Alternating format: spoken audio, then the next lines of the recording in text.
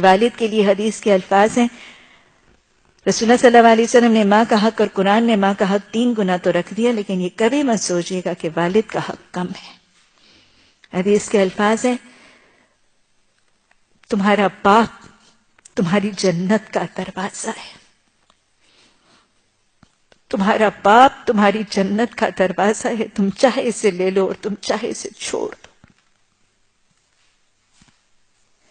اور پھر حدیث کے الفاظ آتے ہیں، باپ کی رضا جنت کی رضا۔ گویا جس کا باپ راضی اس کا رب راضی، اور جس کا باپ ناراض اس کا رب ناراض۔ جنت کا راستہ بھی اور جنت کا دروازہ بھی باپ سے ہے، اور رب کی رضا اور رب کی ناراضگی بھی باپ کے ساتھ منسوب ہے۔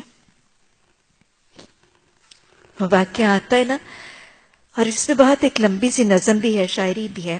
عربوں کے اندر شاعری کا رجحان بہت زیادہ تھا، اور ایک بہت خوبصورت سی اس میں شاعرانہ انداز میں بھی ایک شاعر نے اس واقعے کو لکھا ہے۔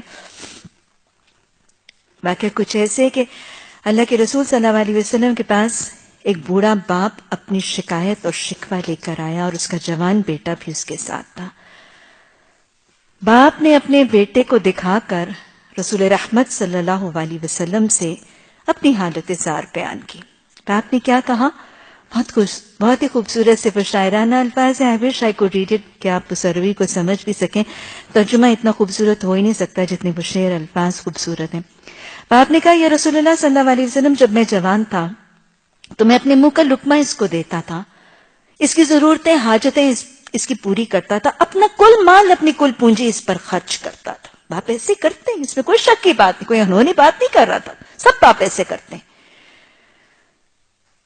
اب میں بوڑھا ہو گیا، میری کمر جھک گئی، میرے بالوں میں سفیدی آ گئی، اب یہ جوان ہے اور یہ اپنا مال مجھ سے چھپا چھپا کے رکھتا ہے۔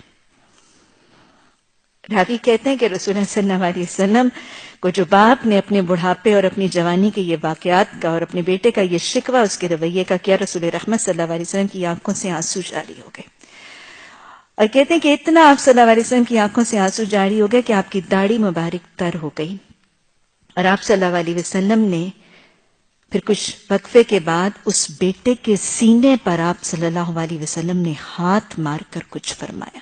اور یاد رکھیے گا، یہ جو تاکید آپ نے اس نوجوان بیٹے کو کی تھی، یہ صرف اس کو نہیں کہا تھا، یہ حدیث تمام بیٹوں اور بیٹوں کے ساتھ ان بہوؤں کو بھی تاکید ہے۔ آپ صلی اللہ علیہ وسلم نے اس بیٹے کے سینے پر ہاتھ مار کے فرمایا تھا، سن، تو اور تیرا مال تیرے باپ کے ہیں۔ یعنی آج تو جس مالی سطح پر پہنچا ہے، آج تو جو کمانے کے قابل ہوئے، جو تیرا علم، تیرا فن، تیرا ہنر، تیری یہ ساری صلاحیتیں تیرے ماں باپ کی محنت و کوششوں اور کاوشوں کی وجہ سے تھی۔ آج تو جس مقام پر کھڑا ہے، آج تو جو کما رہا ہے، یہ کس وجہ سے کما رہا ہے؟ انہوں نے تجھے پڑھایا لکھایا، تجھ پر جتن کیے، تجھ پر محنتیں مشقتیں کی، تجھے یہ سارا فن ہنر صلاحیتیں دی کہ آج تو کمانے کے قابل ہو۔ سن، تو اور تیرا مال تیرے باپ کے ہیں۔